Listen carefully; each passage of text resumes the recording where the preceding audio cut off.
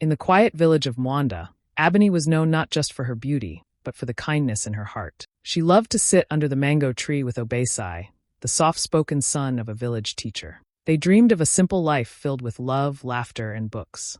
But her father, Chief Zubair, had other plans. He didn't see the sparkle in Obesai's eyes or the way Abony's face lit up when they were together. All he saw was poverty, something he wanted his family to rise above. Chief Zubair had already set his sights on Kola, a flashy millionaire from the big city of Kintamba. Kola came with expensive gifts, loud cars, and promises of a life wrapped in gold. But Abony felt cold every time he smiled. There was something empty behind his eyes, something that made her stomach twist. She begged her father to let her choose love. "Please, Papa. Obesai may be poor, but he respects me. He truly sees me." But Zubair only laughed. "Love doesn't build houses," he said. "Gold does." To him, marrying Kola wasn't just a good match. It was a golden ticket out of village life. And so, without her consent, the engagement was announced.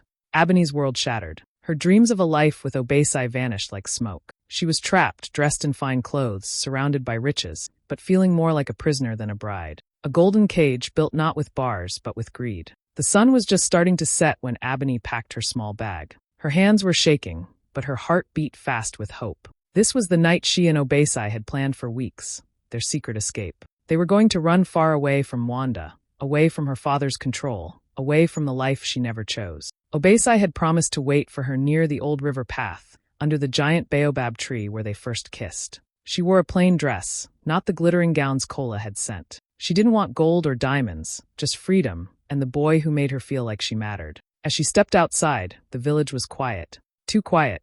And that's when everything changed. Before she could take her second step, her father's guards surrounded her. Her breath caught in her throat. "No," she screamed, trying to run, but it was useless. The guards grabbed her, their faces cold and unmoved. She kicked, cried, begged. "Please, don't do this."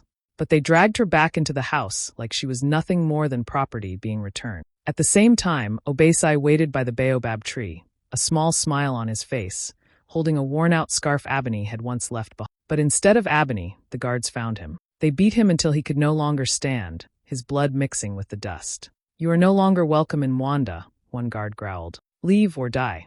By the next morning, Obesai was gone. No one knew where. The village was told nothing. It was like he vanished into the wind. Abony, bruised in spirit, was forced to dress in gold silk and heavy jewelry. Her eyes were swollen from crying, but no one cared. The drums played loud as villagers gathered for the wedding. People smiled, danced, clapped, all unaware of the storm inside the bride. As she walked down the aisle, her body moved, but her soul felt far away. Kola stood there, smug and proud, but Abony didn't see him. She only saw the empty space beside the baobab tree. She only heard Obesai's voice telling her everything would be okay. But it wasn't. When the priest asked her to smile, she did. But her lips trembled. No one noticed.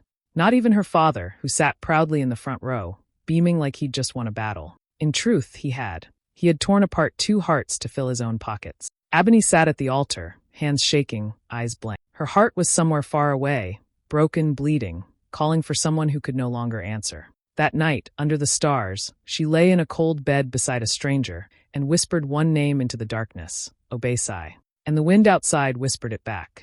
The mansion was huge, full of glass, gold, and silence. From the outside, Abony's life looked like a dream. Expensive clothes, maids who rushed to her every call, chandeliers that sparkled like stars. But behind those shining walls, Abony felt smaller every day. She was no longer the girl who laughed under the mango tree. She was now the wife of Kola, a man who saw her more as a prize than a person. Kola barely spoke to her unless it was to show her off. "Smile," he'd say at parties as if her face belonged to him. "You're lucky. I could have had anyone." Then he'd laugh with his friends, all loud voices and fake smiles, while Abony stood quietly by his side, like one of the statues in the hallway, beautiful, silent, and lifeless. Every weekend, Kola threw massive parties. There were rivers of champagne, strangers in glittering gowns, loud music that made the floors shake. Abony was always dressed like a queen, but inside, she felt like a ghost. No one asked her how she was. No one cared. She'd sit by the window sometimes, far from the noise, and stare out at the night sky, wondering if Obesai could still see the same stars from wherever he was. She missed him. Not just the way he held her hand or whispered dreams into her ear, but the way he saw her, really saw her. With Kola, she felt invisible, even in the brightest room. Her heart carried a quiet sadness that no diamonds could cover. So she started to write. She kept a small journal hidden under her pillow. Every night, while the mansion slept, Ebony poured her heart onto paper. She wrote about her pain, her anger, her memories of Obesai. She wrote about the way her soul ached when she smiled for the cameras. She wrote about the walls that looked pretty but kept her trapped. It was her only escape, her only way of feeling human again. One night, after another empty party, Kola came home drunk. He looked at her with cold eyes and said, "You belong to me. Don't forget that. I paid for you." Then he laughed and stumbled into the bedroom, leaving Ebony standing alone in the hallway, heart pounding with shame. That night, she didn't cry. She didn't scream. She just wrote. Page after page, she wrote everything she couldn't say out loud. Her journal became her best friend, the only one who truly listened. Each word was a quiet scream. Each page, a small act of survival. And though she still wore gold and silk, Ebony knew she was living in a cage. A beautiful golden cage. But inside her, something was slowly waking up, something that whispered, "This is not the end."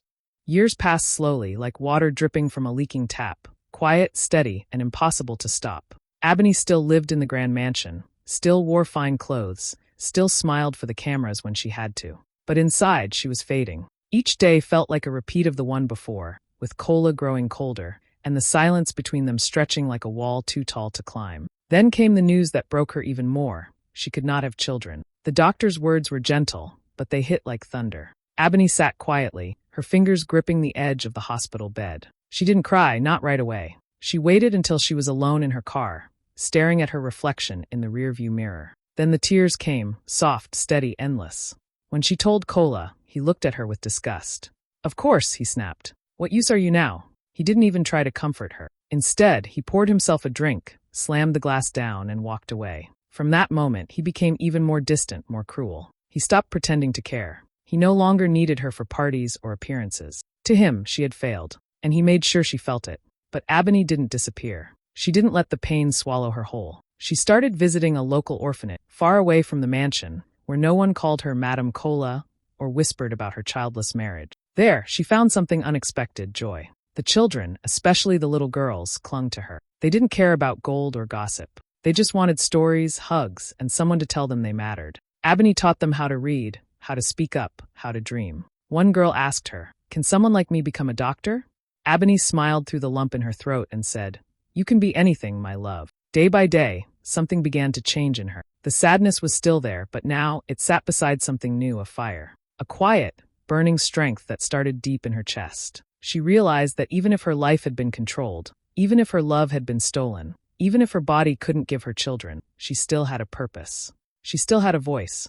She began spending more time at the orphanage, using her own money to fix the broken classroom windows, buy books, and paint the wall. She stayed late, talking to the girls about bravery, worth, and dreams. In them, she saw pieces of her younger self, the girl who once dreamed under a mango tree. Kola never noticed her growing glow. He was too busy chasing power and drowning in his own bitterness. But Ebony no longer lived for his approval. She had buried her love, yes. But in that burial, something else had bloomed, a fierce desire to live, to rise, and to never be silenced again. It was a regular morning. The sun peeked through the long curtains in the mansion, and Ebony sat in the living room, flipping through TV channels with a quiet sigh. The news was playing in the background, just noise as always. Politics, markets, nothing that ever touched her heart. Then something made her freeze. A reporter's voice said, "And the man behind this billion-dollar tech empire is none other than Obesai Nkem, the Nigerian-born CEO whose journey from village exile to global success has captured hearts across the world." Ebony's hand dropped the remote. The screen lit up with his face. Obesai. Her Obesai. Older now. Taller. His skin darker from travel. But his eyes, those kind, deep eyes, hadn't changed. He was standing at a press conference, smiling with confidence, surrounded by flashing cameras and important people in suits. Behind him was a giant logo for his tech company, now opening its new African headquarters in the city of Lagosora. The reporter kept talking. Obesai's story is like something out of a movie. Once banished from his village for loving the daughter of a chief, he left with nothing but a suitcase and a dream. Now he's listed among the world's most influential entrepreneurs. Ebony didn't hear the rest. Her heart was pounding too loudly. Tears filled her eyes. Her chest tightened. She stood up too fast, tried to breathe, but the world spun. The floor felt far away. Her vision blurred, and then everything went dark. She fainted. When she woke up, she was lying on the couch. A maid hovered over her, worried. "Madam, are you okay?" Ebony nodded slowly, even though her world had just shifted in the biggest way. She asked the maid to replay the news, and together they watched the story again. There he was. Alive. Thriving. The boy she once loved had become a man the whole world now admired. A man with power, money, respect, but most of all freedom. He had made it. Without her. Ebony sat quietly after the screen went dark, her thoughts running wild. Where had he gone after he was beaten? How had he survived? Had he hated her all this time? Had he forgotten her?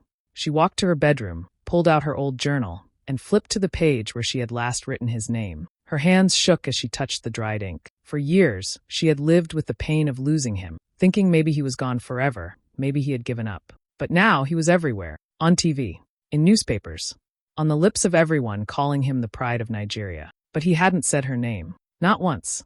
Ebony stared out the window, the weight of it all pressing on her chest. She had built walls around her heart, but now they were starting to crack. The past she thought was buried had returned, louder, brighter, and more powerful than ever. And deep inside, something whispered, "This is not over." The news spread through Mwanda like wildfire. Obesai Nkem was coming back. After all these years, the boy the village once cast out had become a billionaire. And now he was returning, not for revenge, not to show off, but for a charity event. A fundraiser for local schools and orphanages. The whole village buzzed with excitement. People swept their compounds clean, dug out their best clothes, and whispered about how Obesai's story would make even the gods weep. But Ebony, she didn't say a word. When she heard he was coming, her heart skipped a beat, then sank like a stone. She didn't know if she wanted to run to him or hide. The day of the gala arrived. A grand event was held in the city, with golden lights, rich guests, and media flashing cameras everywhere. Ebony wore a simple but elegant dress, not because she wanted to impress anyone, but because she needed to feel strong. She had built a life for herself, and now, she was walking into the same room as the man whose name she once whispered like a prayer. Obesai was already there. He stood across the hall, surrounded by dignitaries, CEOs, and scholars. He looked powerful, calm, and untouchable. But when his eyes met Ebony's for the first time in years, something flickered. A pause. A breath caught between two old souls. But then, just as quickly, he turned away. He didn't approach her. He didn't say a word.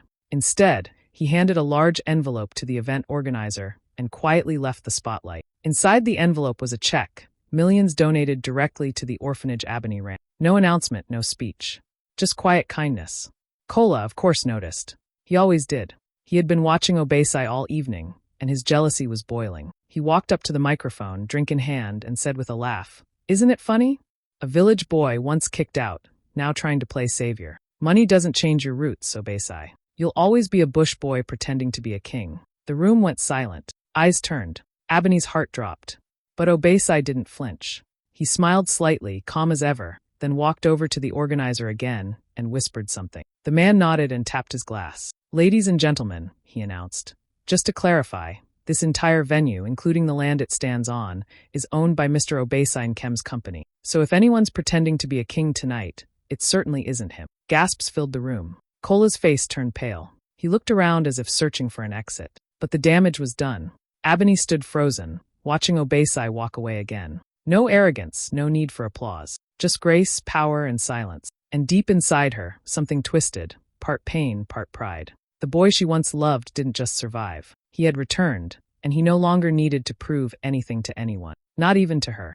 The morning it all came crashing down started like any other. Kola was sitting in his favorite leather chair, sipping imported coffee and barking orders into his phone. Ebony, quiet as usual, sat in the corner reading a file from the orphanage. She had learned long ago to stay out of his way, but something felt different. Then the doorbell rang. Not once, but over and over, loud and sharp, like a warning. Before the maid could even open it, the front gates flew open. Government officials in black suits stormed in, followed by police officers. "Mr. Kola Adebayo," one of them announced, "you are under arrest for fraud, money laundering, and illegal business dealing." Kola jumped up, laughing nervously. "Do you know who I am?"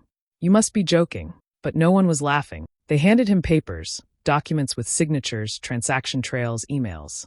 Everything was there. Every lie, every stolen dollar, every deal he thought was buried. Exposed. Ebony stood still, her breath caught in her throat. The house, once so cold and lifeless, was suddenly full of noise. Cameras flashed outside. Neighbors watched through windows. Kola shouted, tried to fight, but the officers grabbed him. The same man who once looked untouchable, who mocked Obesai for his poverty roots, now looked like a scared child. And then came the final blow. Obesai stepped through the doorway. He didn't say a word at first. He simply handed the lead officer one last folder, the final proof, the nail in the coffin. Kola saw him and froze. You, he hissed. You did this? Obesai looked him in the eye. Calm. Steady. No, he said quietly. You did this to yourself. I just turned on the light. As Kola was dragged away in handcuffs, his face twisted in rage and disbelief, Abney's eyes locked with Obesai's. There was no smile on his face, no joy in revenge, just truth. The truth he had waited years to deliver. The government officials walked through the mansion, tagging paintings, taking record. This property is seized by federal order, one said. All accounts are frozen. This house now belongs to the state. Abney stood in the same hallway where she once walked in as a bride, dressed in gold, wrapped in sorrow. And now, she watched it all fall apart like a sandcastle in a storm. Later that day, news of Kola's arrest spread across the country. TV stations played clips of him being taken away. People who once bowed to him now spoke his name with disgust. And far away in the village of Mwanda, Chief Zubair sat in silence, the TV flickering in front of him. He watched as everything he had chased, the wealth, the name, the perfect son-in-law, turned to dust. His face was pale, eyes sunken. He had sold his daughter's heart for a rich man's handshake. And now, that handshake had destroyed everything. He had once said gold was the only thing that mattered. Now, all he had was silence. The village of Mwanda hadn't seen such a gathering in years. The sun was gentle, the sky wide and blue, and the people filled the open square in their brightest clothes, whispering and wondering why Obesai had called for a village meeting. There were drums, laughter, children running, but an air of something deeper, something important, hung above the crowd. Abney stood quietly near the back, dressed in a simple white gown. She didn't know what was about to happen. All she knew was that Obesai had asked her to come. Her heart beat fast, just like it used to when she was younger, back when love was soft and untouched by pain. Then Obesai stepped forward. The crowd hushed. He looked calm, dressed not like a billionaire, but like a man of the soil, plain shirt, slippers, and a heart full of meaning. He didn't stand on a stage. He didn't speak through a microphone. He walked through the crowd slowly, his eyes locked on one person. Abney. When he reached her, the entire village watched. Some held their breath. Others already had tears in their eyes. Obesai pulled something from his pocket, a small, shining golden key. He held it out to her with both hands. This, he said gently, is the key to the Abney Zubair Girls' Academy, a school I've built in your name, for every girl who's ever been told she's not enough. Gasps echoed. Even the wind seemed to pause. Abney's hands shook as she took the key. Her eyes filled with tears, but Obesai wasn't done. He dropped to one knee, not the way men do before asking for marriage, but with the deep humility of someone asking for something even more sacred. Not for love, he said, voice trembling. Not for your hand, but for your forgiveness, for the years stolen from me, for the pain I couldn't stop, for disappearing when I should have fought harder. I don't expect anything from you, except this moment. The village fell into silence. Some people wept openly. Old women covered their mouths. Even Chief Zubair, standing stiff and proud near the front, slowly lowered his head. His daughter, the one he once treated like a trade, was now being honored by the same man he had exiled. Abney's lips trembled. She bent down slowly, lifted Obesai to his feet, and hugged him, not as a lover, but as someone who had carried the same pain, the same fire, and survived it all. She whispered, I forgave you long ago, and I never stopped praying for this day. The village erupted, cheers, claps, joyful cries. Children danced. Drums began to play. It wasn't a wedding. It wasn't a fairy tale ending. It was something deeper. It was healing. And in that moment, Mwanda didn't just witness a reunion. They witnessed a rebirth.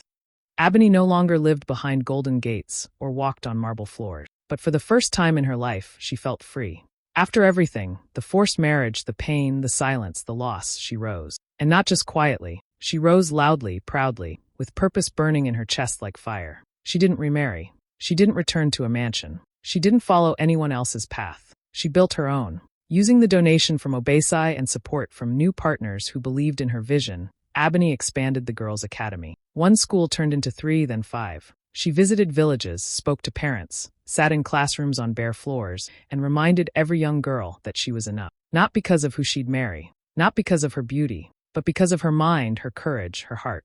People began to see her differently. No longer just the chief's daughter. No longer the millionaire's wife. No longer the woman who was left behind. Now they saw her as a leader, a mentor, a voice.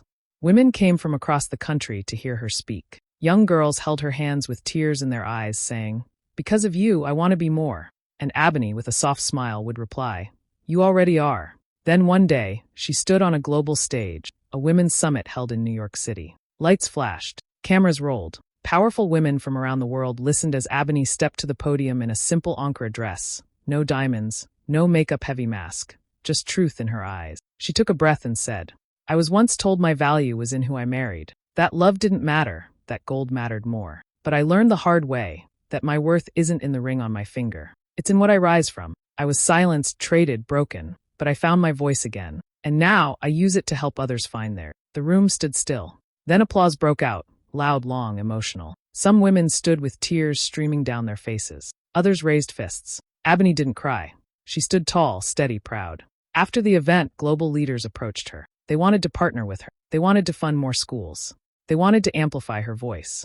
She thanked them, but she never lost sight of what mattered most. The girls back home in Nigeria, still dreaming, still waiting to be seen. She returned to Mwanda not as a bride, not as a trophy, but as a woman who had built something with her own hand. When she walked through the village now, people didn't whisper. They greeted her with respect. Little girls ran to hug her legs. Women called her Mama Ebony. And Chief Zubair, now older and quieter, watched from his porch. He didn't speak much anymore, but every time she passed he stood. Because even he knew, she was no longer just his daughter. She was her own legacy. Ebony had walked through fire and come out shining. She was no longer the girl who cried in gold silk or wrote pain into hidden journals. That version of her had died quietly the day she chose herself, the day she realized she didn't need saving anymore. She had become her own rescue. Now, Ebony was known not as someone's wife or someone's daughter, but as a powerful voice for women and girls across Nigeria. She chose not to remarry, not because she didn't believe in love anymore, but because she was finally whole on her own. She didn't need a ring to feel valuable. She had learned to wear purpose like a crown. With help from local leaders and international partners, Ebony built schools in villages where girls had never even touched a book before. She sat with them, read with them, laughed with them. She taught them not just math and reading, but confidence. She looked them in the eyes and told them, "You are not less. You are not small. You are light. Let no one dim it." She also began to mentor women, single mothers, widows, young girls who had been forced into early marriages just like she had. She didn't just speak from books or papers. She spoke from her own scars. And because of that, they listened. And then came the invitation, a global women's summit in London. Leaders from all over the world would be there, and they wanted her to speak. When Ebony walked onto that stage, she wore a simple African dress, handmade by one of the women she mentored. She stood tall, head high, no fear in her voice. She looked at the audience, her heart full, and said, "For years, I was told that my value was tied to marriage, that being someone's wife was the highest honor I could reach. But I was bought, broken, and buried under silence. And yet here I am, standing not because I married well, but because I rose from what tried to destroy me. My worth is not who I marry. My worth is what I rise from." And I rose.